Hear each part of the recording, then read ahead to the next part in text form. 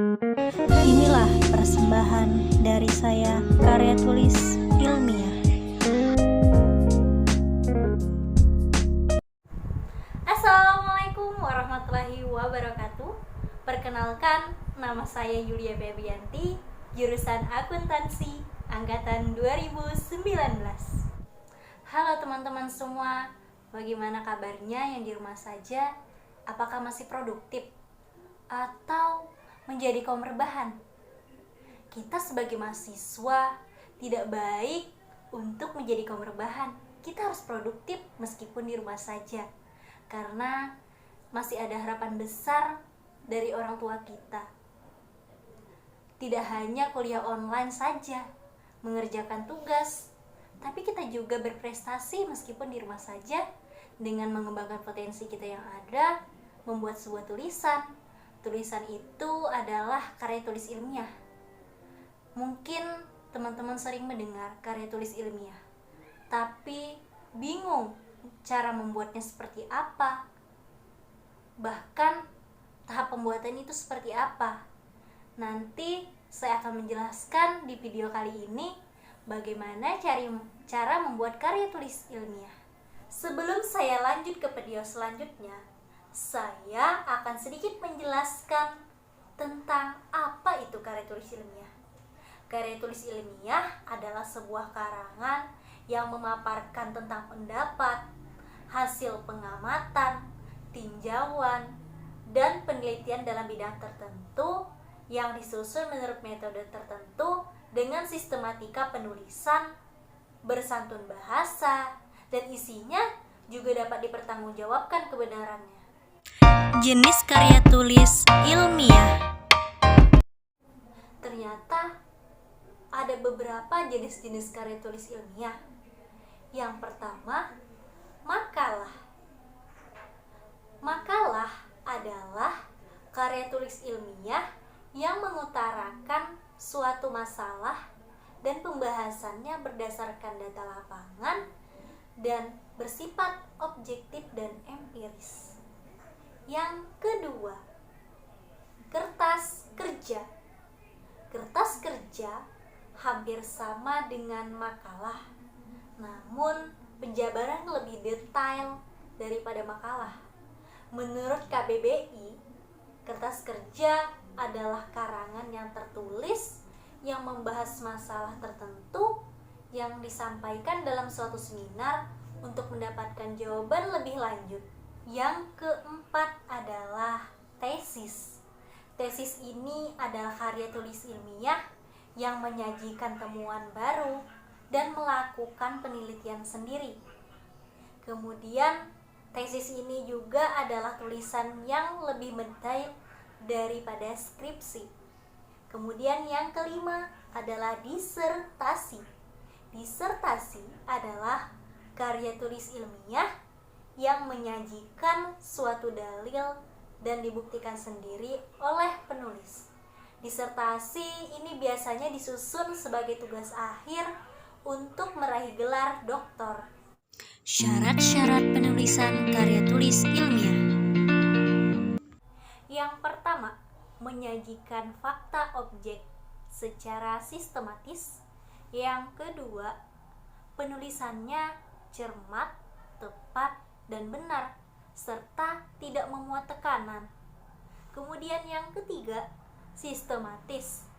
Tiap langkah direncanakan secara sistematis, terkendali secara konseptual dan prosedural. Yang keempat, tidak mengejar keuntungan pribadi, yaitu tidak berambisi agar pembaca tidak berpihak kepadanya. Motivasi penulis hanya untuk memberitahukan tentang sesuatu dan tidak ambisius. Kemudian yang kelima, tidak memuat pandangan-pandangan tanpa pendukung, kecuali dalam hipotesis kerja. Kemudian yang keenam, yang terpenting adalah menggunakan bahasa ilmiah. Kemudian yang ketujuh, karangan ilmiah tidak emotif, tidak menonjolkan perasaan. Yang kedelapan, tidak memancing pertanyaan-pertanyaan yang bernada keraguan. Kemudian yang kesembilan, tidak persuasif. Karangan ilmiah itu benar-benar mendorong pembaca mengubah pendapat, tidak melalui ajakan, tidak memberikan fakta berbicara sendiri. Kemudian yang ke-10, tidak melebihkan sesuatu dalam karangan ilmiah, hanya disajikan kebenaran fakta. Karakteristik karya tulis ilmiah. Karakteristik karya tulis ilmiah. Yang pertama, karangan ilmiah menyajikan fakta berupa fakta umum yang dapat dibuktikan kebenarannya secara ilmiah dengan mengikuti metodologi penulisan yang benar. Yang kedua, karangan ilmiah disajikan definisi. Metode penyajian definisi sebagai karakteristik karangan ilmiah meliputi metode eksplikasi, analisis, deskripsi, ilustrasi, perbandingan, analogi, eliminasi, dan etimologi.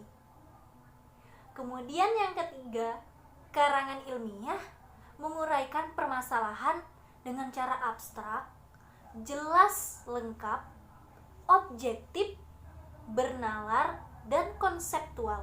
Yang keempat, karangan ilmiah menerapkan teori-teori yang dapat dilakukan secara logis, spesifik, dan faktual.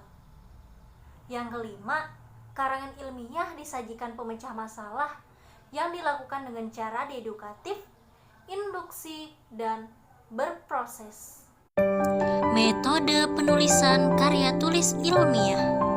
Yang pertama, melakukan pengamatan dan menyusun masalah serta tujuan. Yang kedua, menyusun hipotesis. Yang ketiga, menyusun perencanaan penelitian. Yang keempat, melaksanakan percobaan berdasarkan metode yang disetujui. Yang kelima, melaksanakan pengamatan dan pengimplementasi data.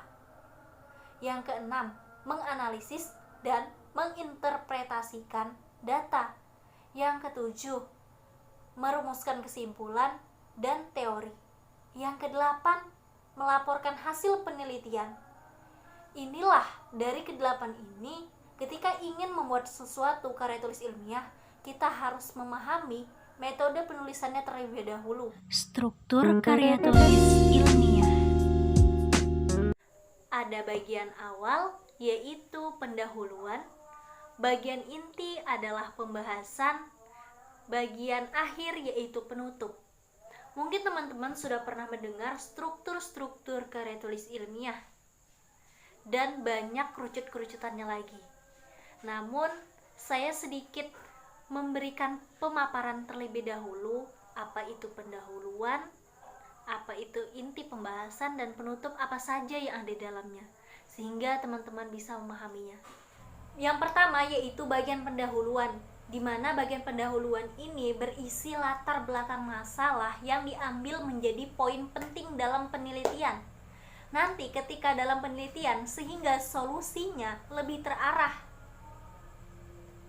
Kemudian untuk bagian inti pembahasan ini adalah untuk membahas dari penelitian sebelumnya. Ketika penelitian di latar belakang atau pendahuluan tersebut sudah selesai, maka akan dibahas di inti pembahasan.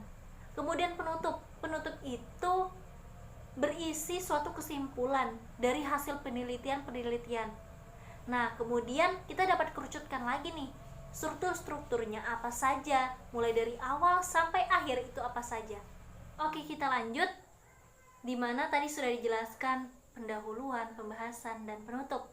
Sekarang kita kerucutkan lagi, dari awal sampai akhir itu apa aja. Yang pertama judul, kemudian ada abstrak, ada lembar persetujuan, ada kata pengantar, ada daftar isi. Kemudian masuk di bab 1. Bab 1 ini yaitu pendahuluan, dibagi menjadi 3 poin. Yang pertama itu latar belakang, yang kedua rumusan masalah, yang ketiga tujuan dan manfaat. Kemudian bab 2. Bab 2 ini masuk di landasan teori. Ada kajian teoritis, kerangka berpikir, metodologi, penulisan.